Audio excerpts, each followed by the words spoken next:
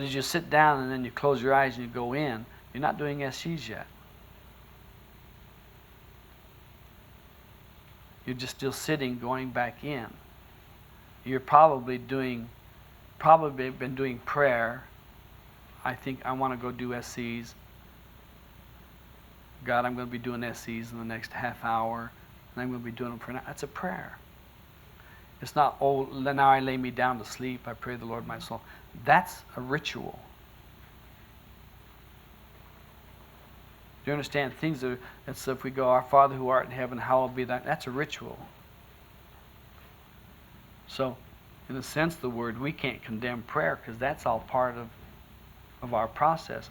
It's just we're going to a higher step called, I'm now going to start tuning more and more to the God essence.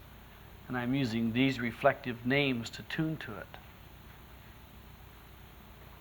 If you saw 13 dogs going down the street, and you knew one of the dogs' names, if you whistled at all the dogs, they all may turn around and look and keep going. But if you say, Max, Max, Max would break loose out of the pack and come. Because Max knows his name and he knows the sound of a whistle means pay attention. So we know that sitting down to do spiritual exercises is our way of saying I'm going to pay attention. And going inside listening to the sound current is like a whistle, and the Lord's name is like calling the dog.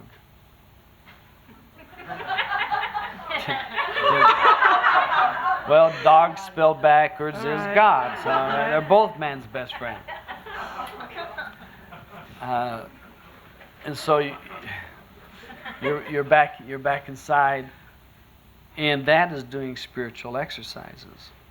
When you are intoning the sacred names of the Lord and listening to the sound current, that's doing spiritual exercises. And you can spend some time chanting the tone, then you spend time listening and watching. And then if the mind starts to drift off to, I wonder what's for dinner tonight, back into the chanting. And maybe you might want to chant for 4 or 5 minutes. And then when you stop, you can still hear the voices being spoken as an echo reflection in your head.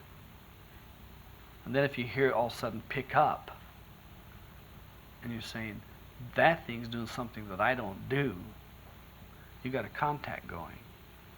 At that point, there's no need to chant with them, because you got to sort of like, you're doing sonar detection. You got to be absolutely silent that you don't start to follow the rushing of your own blood past your eardrums.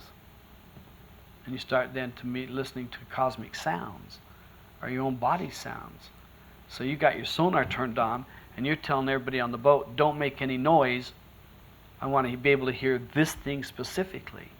And we even find ourselves holding our breath or breathing very shallowly, because we can even hear the air going through the turbinates in the nose and down into the back of the throat into the lungs. And we can hear the rollings in the lungs as the air moves through all that. And we can hear the oxygen binding to various atoms and things in our bloodstream to iron, and we can hear the blood going through our veins into our heart and hear our heartbeat. And that's why we've got to, once we start to get this other thing, it's called pay attention. Now, if you can sit and hold it steady, it will start to move around on you also, because it wants to find you probably more than you want to find it. I was going to say as much as, but that'd be saying I know how much you want to find it. If you want it as much as your next breath, it wants you as much. But you might say, well, no, I'd rather have my next breath. And I'd say it wants you more than you want it. So there's a lot of ways to do spiritual exercises. And one is not a habitual ritual. The only part of that should be is the sitting down and the getting quiet and the going in. At that point, it's called batter up. It's a new game, new teams.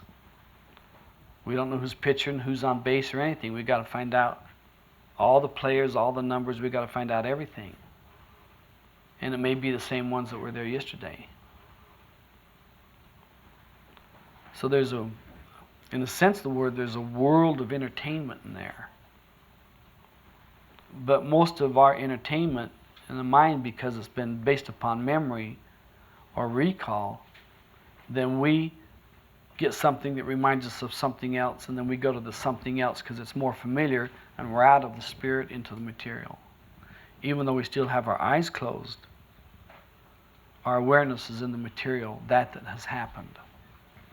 So we have to turn it and pull it back in again.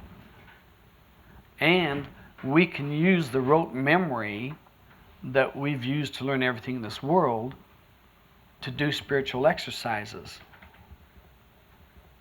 That we start to do the names enough, they start to become rote, and they'll take off and they'll just start being said inside of you. You stop to listen and you say, I can hear that being said.